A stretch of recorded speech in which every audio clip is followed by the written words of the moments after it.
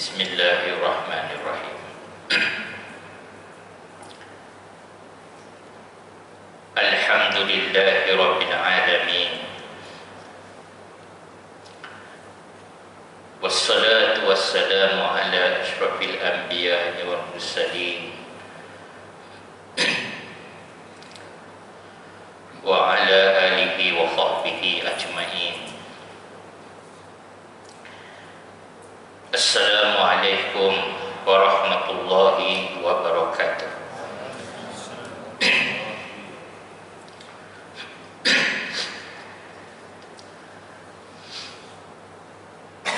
Kita bersyukur kepada Allah Subhanahu wa taala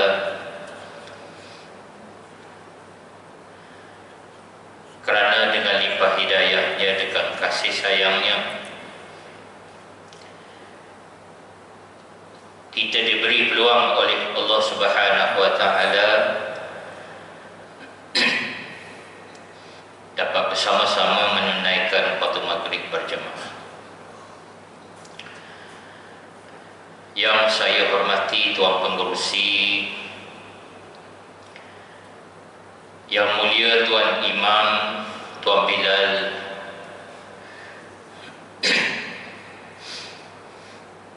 Pengerusi Jatah Kuasa Dakwah, ahli-ahli jawatan kuasa muslimin muslimat yang dihormati. Alhamdulillah, kita telah masuk tahun Masihi yang tahun Hijrah yang ke-1444. Ini bermakna sudah 1444 tahun sesudah Nabi SAW melakukan hijrah daripada negeri Mekah ke negeri Madinah. Tarikh itulah telah dikira permulaan tahun hijrah, dan kita selaku umat Muhammad sallallahu alaihi wasallam, marilah kita ambil ibrah daripada peristiwa hijrah ini, kerana hijrah itu bukan sahaja menjadi sunnah. Baginda Nabi sallallahu alaihi wasallam malahan hijrah ini juga menjadi sunnah Nabi-Nabi yang terdahulu. Nabi Ibrahim alaihissalam yang berdakwah kepada Namrud diperintahkan oleh Allah Subhanahu wa taala melakukan hijrah. Nabi Yaqub pernah melakukan perjalanan daripada Palestin ke negeri Iraq, dan Nabi Yaqub juga berhijrah daripada Palestin menetap di negeri Mesir.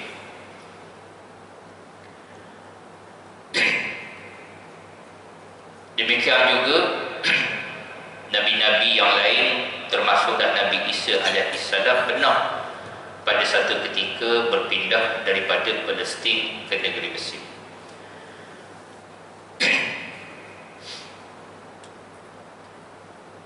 Hijrah, tuan-tuan muslimin muslimat, sama ada hijrah itu dalam bentuk fizikal.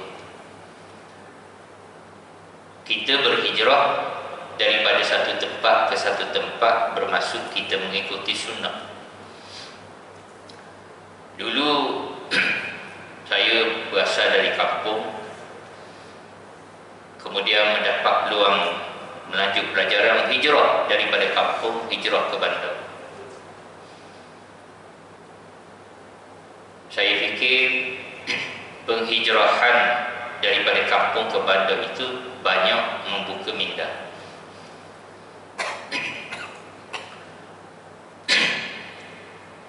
Mobilisasi ataupun pergerakan manusia juga banyak membantu orang-orang yang berpindah, yang bergerak dari satu tempat dan pergi ke tempat lain itu mereka lebih terbuka dan lebih berpengalaman. Hijrah ini juga tuan-tuan kita boleh ambil dari sudut perkara yang berkait dengan rohaniah kita. Misalnya kita berhijrah daripada kejahilan kepada berhijrah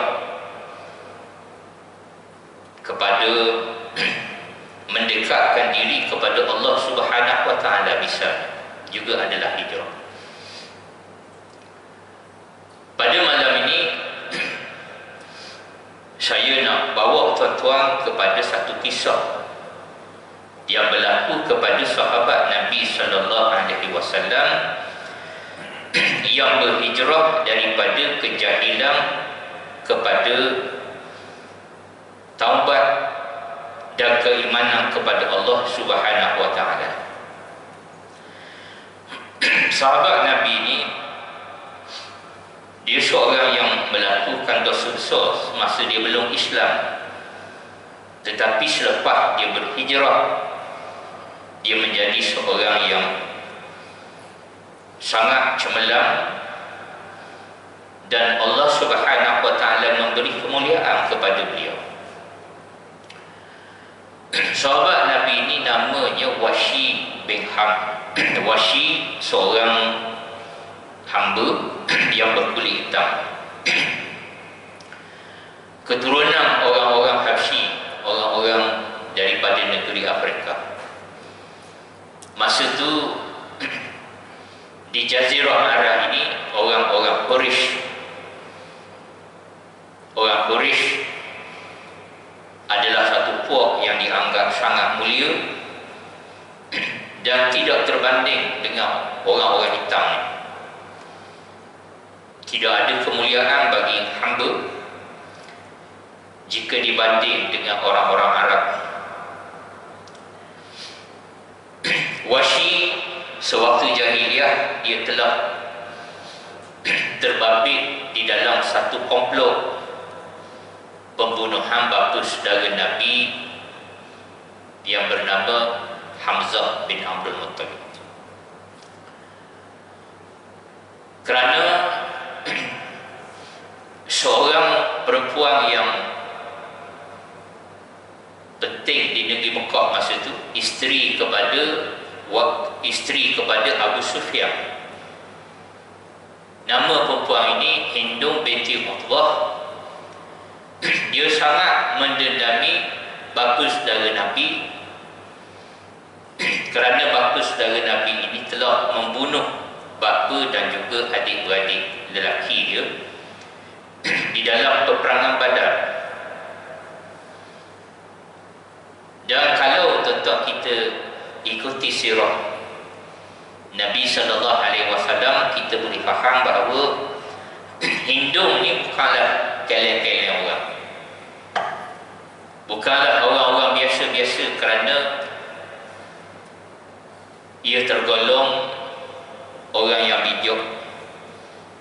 Sebab suami dia Abu Sufyan pun orang bijak. Abu Sufyan ni tuan-tuan di kota Mekah, dia ketua jawatan kuasa task force nak menghancur dan membunuh Nabi sallallahu alaihi wasallam. Abu Sufyan bagi yang merancang-merancang ni. Jadi bila suami pandai merancang, sudah pasti isteri pun pandai merancang. Hindum dia tahu kalaulah nak bunuh Sayyidina Hamzah ni dalam peperangan terbuka memang tak boleh, memang susah. Kerana Hamzah ini pun bukan keleng-keleng orang.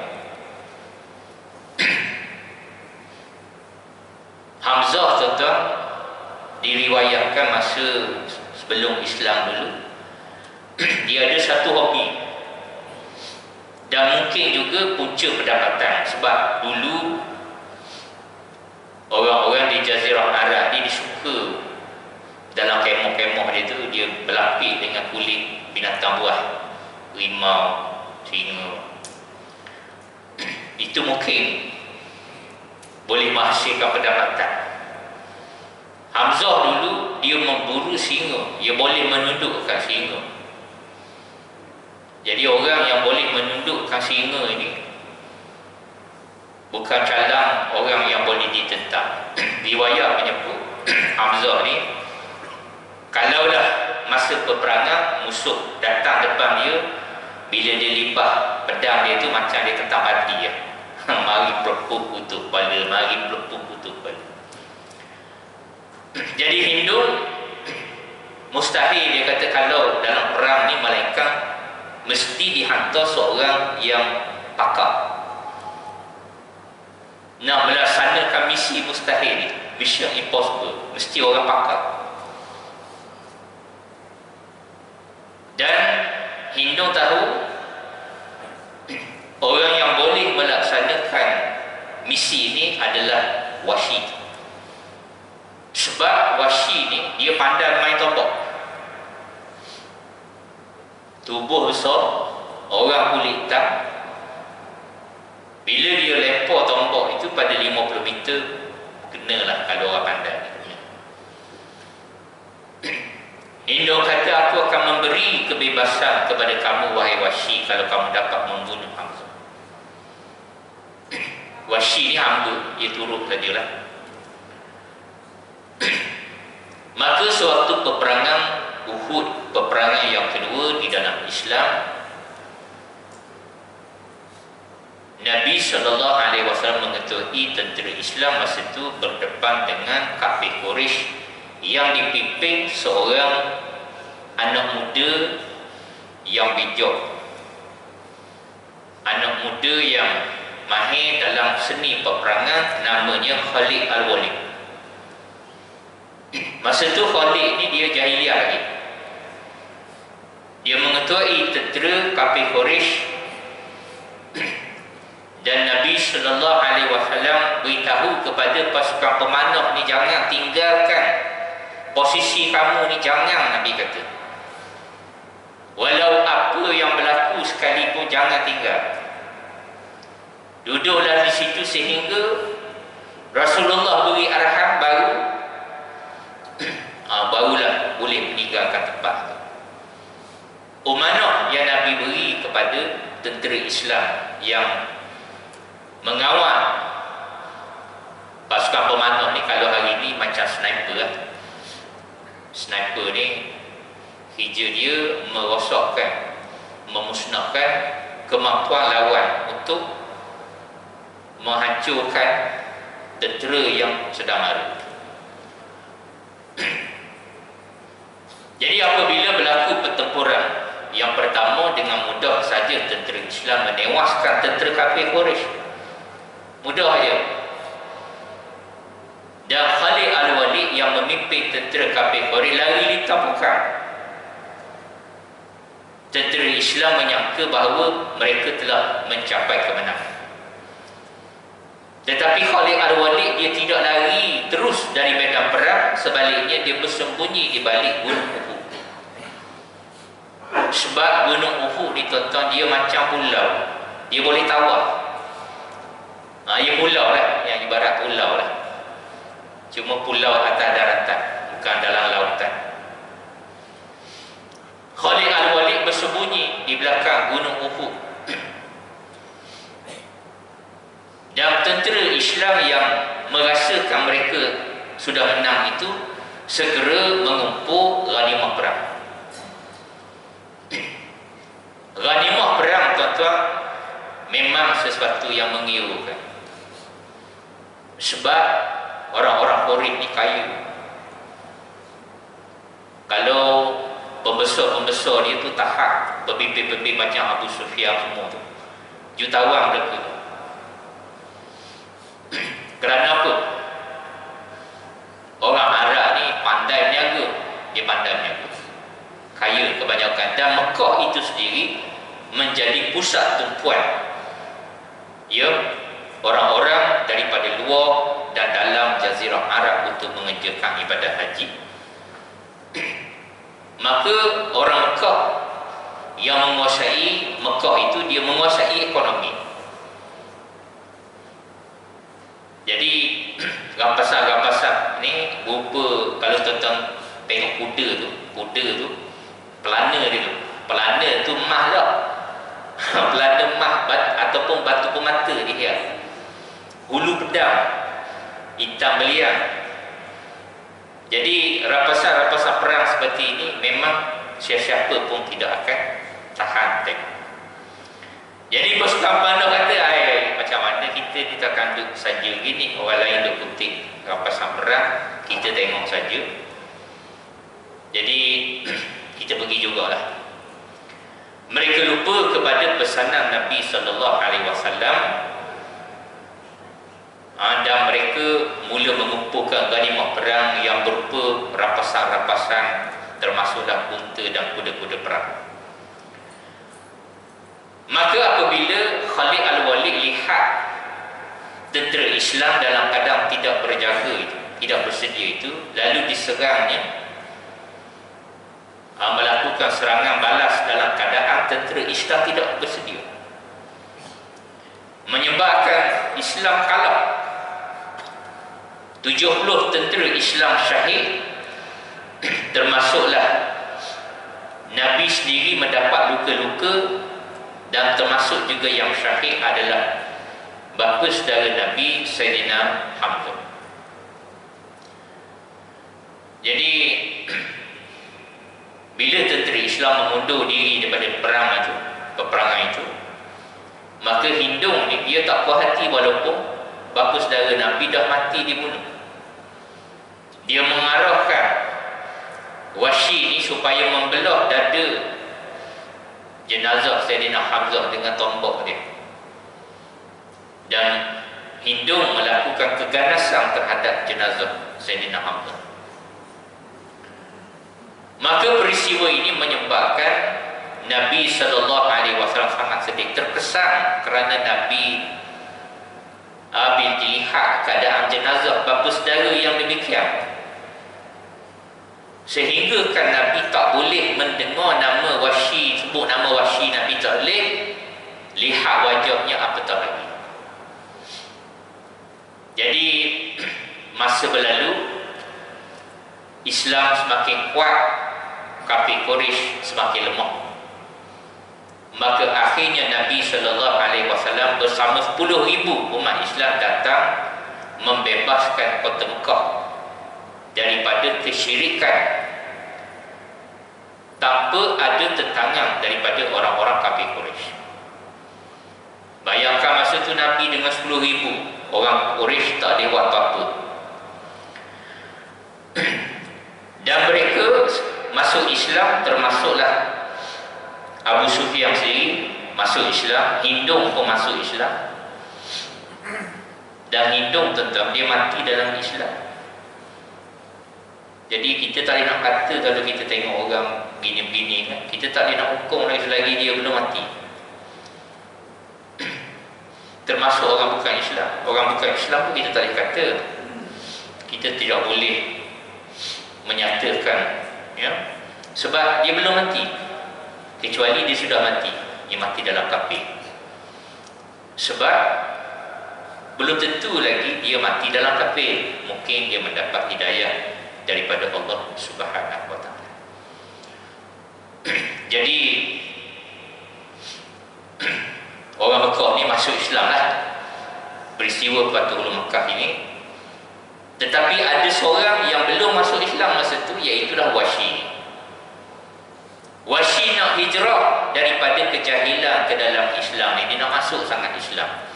Tetapi Wahsy ni dia rasa seolah-olah dia ni dosa besar. Besar dosa dia tu. Kerana pertama dia lawan Islam, lawan Nabi Muhammad. Lawan Nabi Muhammad, lawan Islam, kemudian dia bunuh Sayyidina Hamzah.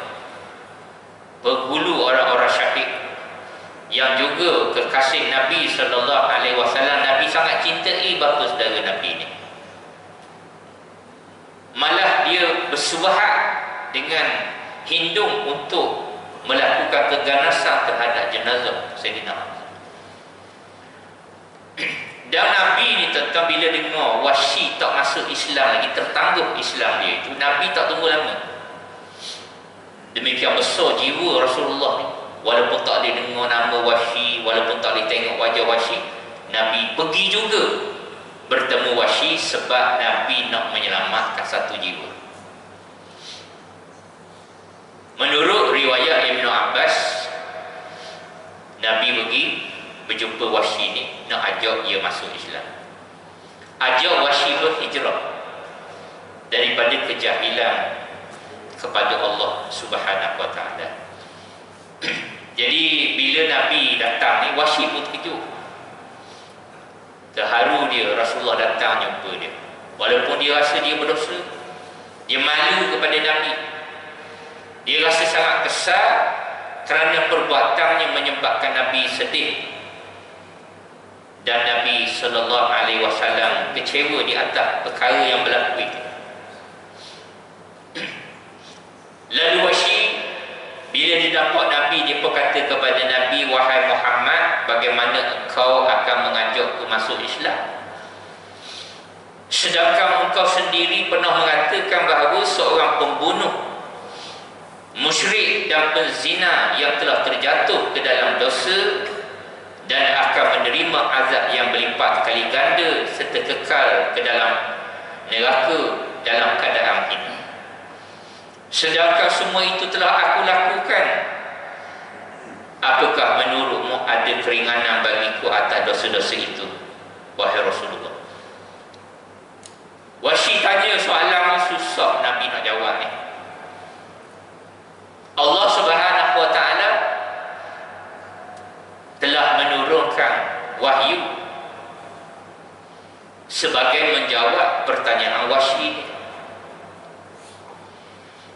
Maka turunlah ayat Al-Quran daripada surah Al-Furqan ayat yang ke-70. Firman Allah Ta'ala, "A'udzu billahi minasyaitonir rajim. Illa man taba wa amana wa amala amalan shalihan fa ulaika yubaddilullahu sayyi'atihim hasanat wa kana Allahu ghafurur rahim." Yang bermaksud, kecuali orang-orang yang bertaubat, beriman dan mengerjakan amal soleh, maka itu kejahatan mereka diganti Allah dengan kebajikan, dan adalah Allah Maha Pengampun lagi Maha Penyayang. Islam ni tuan-tuan, walaupun besar dosa yang dilakukan oleh Wahsy ni, Allah kata orang-orang yang nak bertaubat ni, yang beriman dan amalkan kerja amal soleh ini,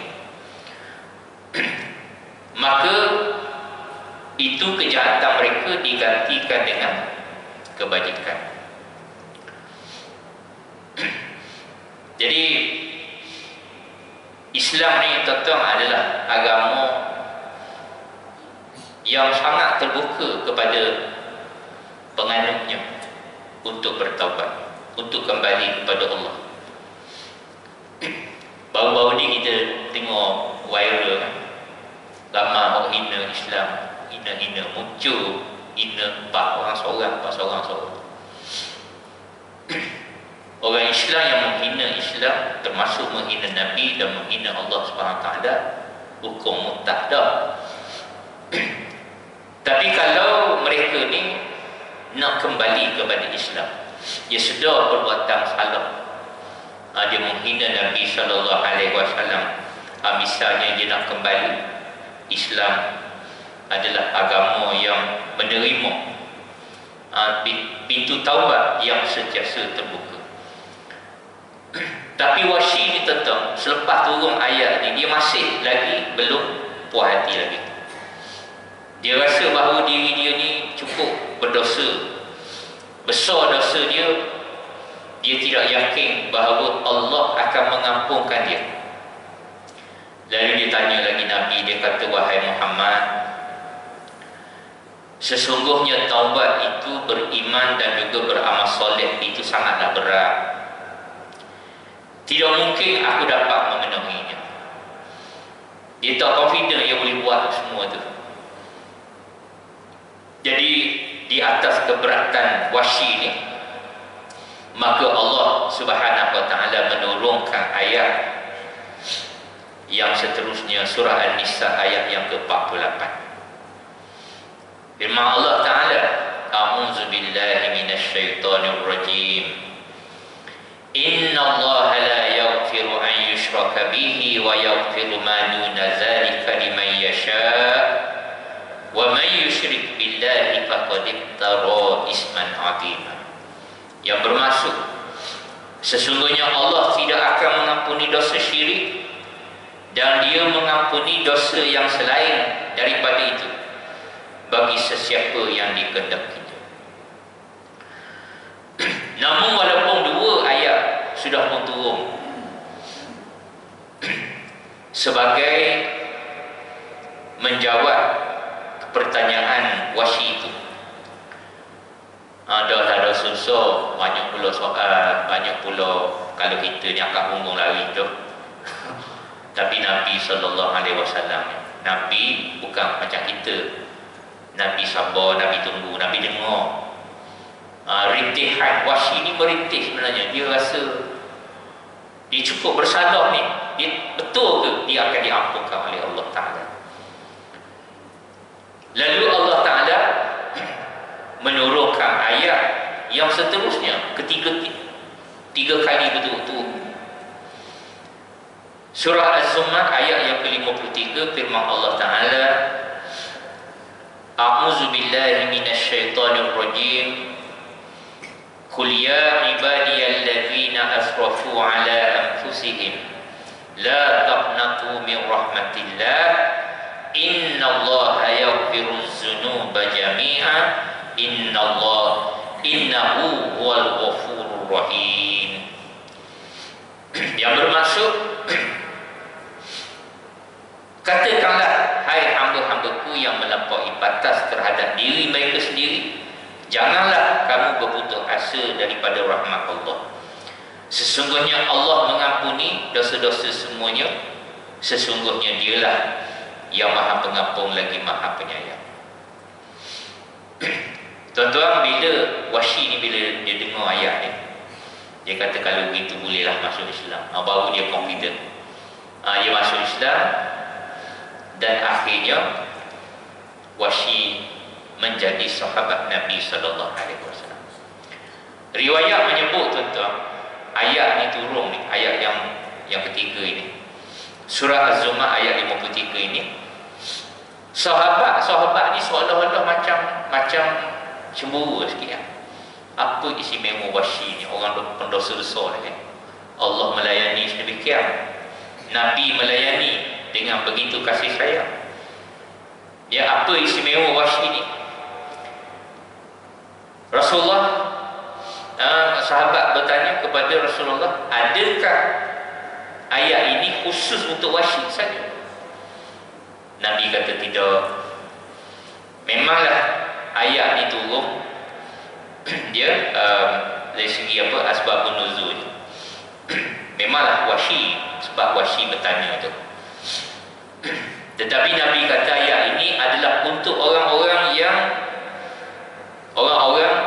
hamba Allah yang nak bertaubat dengan sebenar-benar taubat. Termasuklah orang-orang yang di hari-hari akhir. Masuk kita lah. Maksudnya kita termasuk juga. Ya, kita berdosa, kita kembali kepada Allah. Jadi kalau tuan-tuan kita nak bandingkan antara kita ni dengan Wahsy ni, jauh sangatlah dosanya. Kita dosa apa sangat tak. Cuma zaman budak-budak dulu ada dosa sikit. Rumah muka duduk kampung, rumah tak ada pagar, tak ada sepadam, buah kelapa jatuh geduk sampai depan tangga rumah kita, ambil lalu. Padahal pohon orang lain, buah mangga pun begitu. Jadi kita minta maaf lah, jumpa balik jiran-jiran kita. Mungkin juga dosa kita ni kerana kita tak dengar cakap mak ayah kita. Mak ayah beri nasihat, kita anggap nasihat itu menyusahkan kita. Ya, bertaubatlah dan mohon ampun kepada ibu dan bapa kita. Ibu dan bapa ni macam mana sekalipun, anak-anak mesti dia maafkan. Sebab ibu bapa mengenali anak-anak dia. Yang lebih mengenali anak ni adalah ibu dan bapa. Jadi tuan-tuan, Wahsy telah berhijrah daripada kejahilan, dia sudah berhijrah kepada Islam. Bila berada dalam Islam ini, maka seseorang itu mendapat jaminan keselamatan. Bila masuk Islam itu ada jaminan keselamatan. Dan Wahsy sebagai orang yang telah bertaubat dan kembali kepada Allah ini, Allah memberi kemuliaan kepada orang-orang seperti ini, orang-orang yang melakukan hijrah ini. Allah beri kemuliaan kepada Wahsy kerana sesudah Rasulullah sallallahu alaihi wasallam meninggal dunia, setelah Nabi wafat, pada masa itu Khalifah Abu Bakar telah diangkat menjadi khalifah. Dan cabaran utama yang dihadapi oleh Khalifah Abu Bakar masa itu, munculnya 3 jenis orang. Yang pertama, orang murtad.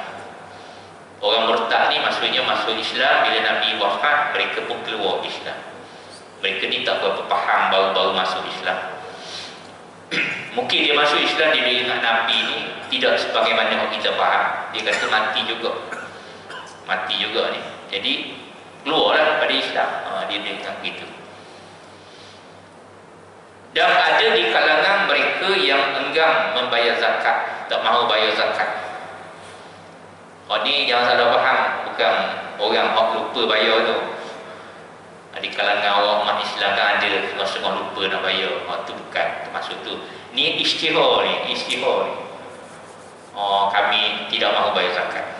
Maknanya mengisytiharkan perang terhadap Islam. Yang ketiga, orang-orang yang mengaku menjadi Nabi.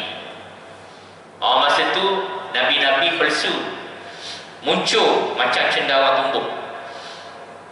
Setiap tempat, setiap daerah ada orang mengaku menjadi Nabi.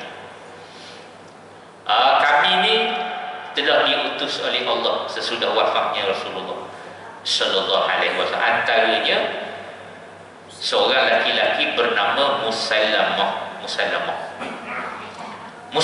ni tuan-tuan, dia ni pemimpin satu kaum di Jazirah Arab bernama Bani Hanifah, di satu tempat bernama Yamamah.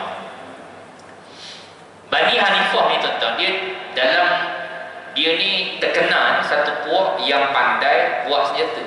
Dia pandai. Dia memang Allah kurnia orang berkaum ni. Dia pandai buat senjata satu. Yang kedua, taktik perang. Dia pandai berperang. Begitu.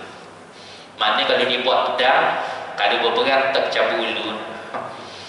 Kalau orang tak apa pandai tu, baru hayung sekali cabut dah. Cabut ulu. Kemudian pandai perang. Pandai macam kita dulu, kalau kita di negara kita ni, pandai apa ni, kalau dalam pasukan polis tu dipanggil sniper, orang-orang asli. Dia ada kemahiran, dia pandai kaum ni. Dia boleh menghidu jejak musuh dia boleh hidu. Dia boleh tahu. Kita orang Melayu ni tengok, tak faham. Dia tengok, dia boleh tahu, dia boleh hidu. Baru dia boleh hidu. Itu keistimewaan yang Allah beri kepada satu kaum. Macam orang Iban tu, orang Iban ni dikagak perkasanya, berani, lagi hidup lagi gelabang. Orang Melayu pun tak kurang.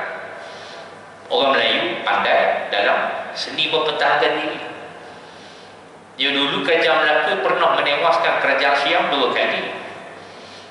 Kalau guna peralatan perang yang sama kan, boleh menang. Demikian juga Bani Hanifah ni, dia pandai buat dalam berperang ni.